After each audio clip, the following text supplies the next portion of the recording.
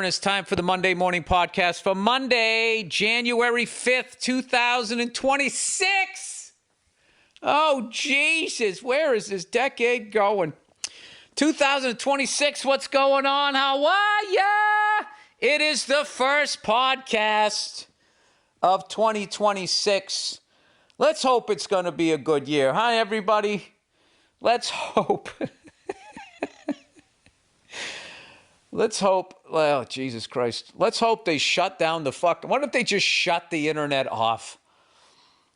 Oh, my God. What if racist people couldn't just keep talking to each other on the fucking internet? Wouldn't that be fantastic?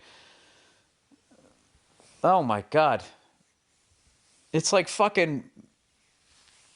like how far back we have fucking regressed with this shit. It's these fucking people out there. They're acting like Martin Luther King is still giving speeches. It's like back to that.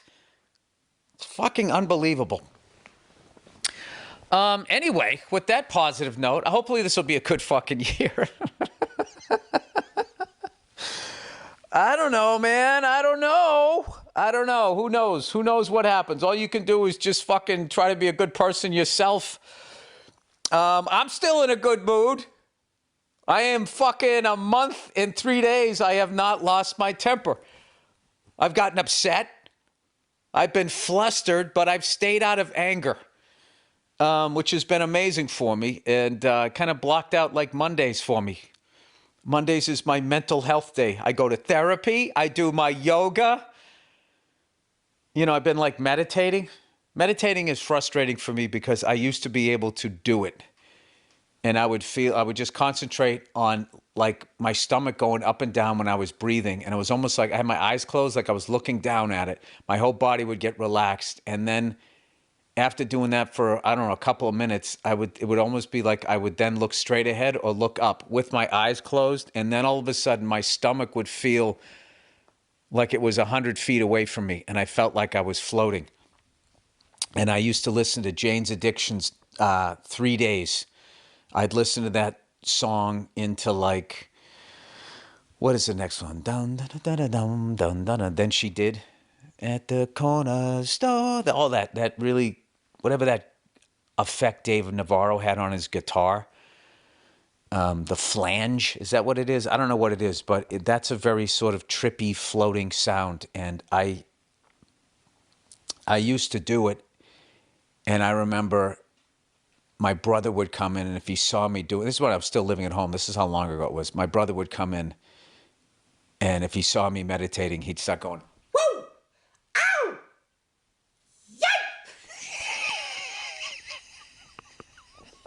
Yay! Just being a fucking these high-pitched fucking Ric Flair screams. And I would be meditating. San Bernardino Airport, and it was like a fucking 3,000-seater, this one-off show she did. She's not even on tour. So I saw it advertised here in LA, and like a fucking idiot, I thought it was in LA. So I get the tickets, and then, you know, Club Soda Kenny's like, FYI, it's a 2-hour drive with traffic. I'm like, oh my God, I had no idea. But anyway, we got all the way out there. And I got to tell you this, Janet Jackson absolutely killed it. It was like over a 90-minute show. She did all of her hits, and she was doing the dances from the videos back in the day, and she can still fucking kill it. I was watching her jumping around at one point going like, I'm like, my knees hurt just watching her doing it. And I don't know where to start. Like I got like as a performer, I like to think, you know, on the low rung of entertainment, a stand-up comedian.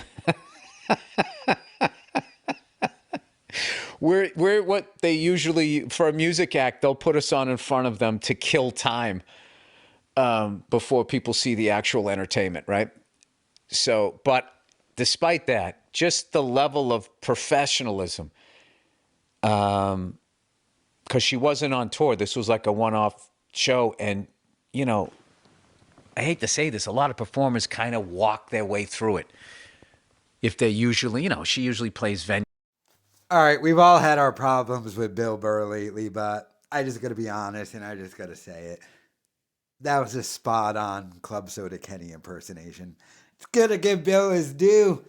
Hello, good morning, baby. Club Soda Kenny. It's still so hilarious to me that he had Club Soda Kenny throw Kumia out of the Comedy Cellar when obviously Club Soda Kenny used to work for Kumia. Oh, but Kumia has been reveling in the downfall of Bill Burr. So Bill Burr going off about the internet haters and their racism.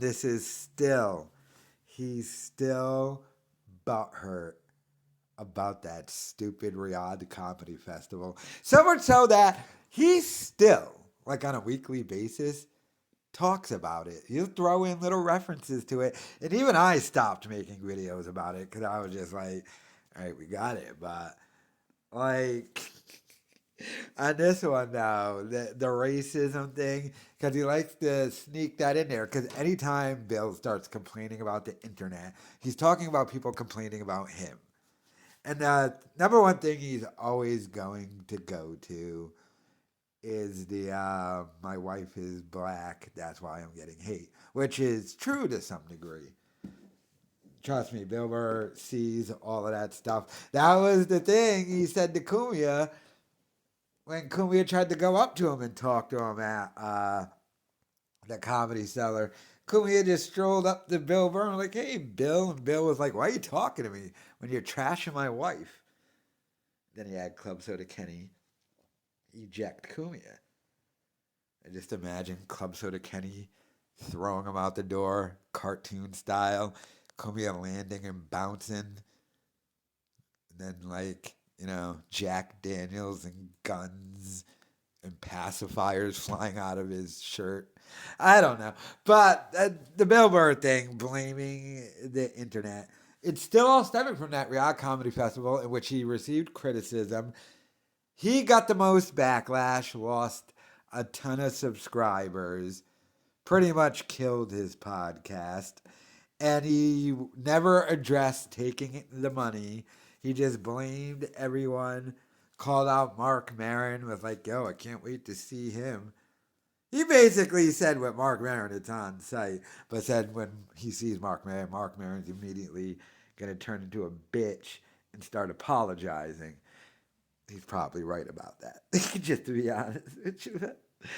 So he's been going off about this. And racism, him and Whitney Cummings were the two people saying anyone who criticizes them for performing in Saudi Arabia is racist. And now Bill is still on that because that's what he's referencing. Because he's talking about New Year's right here. So he's thinking back at the past year. In the past year, oh boy, did Bill have a rough year. Was it worth the $1.6 million? That's the crazy thing, too. The people who got paid $1.6 million, they all could have made $1.6 million anyway. Like, if they all got paid $100 million, nobody would care. But, like, Bill Burr, maybe not in one night, but in a month, could make $1.6 million if you just booked a bunch of arenas. And I think that's the thing that annoyed people the most. But let me know your thoughts in the comments.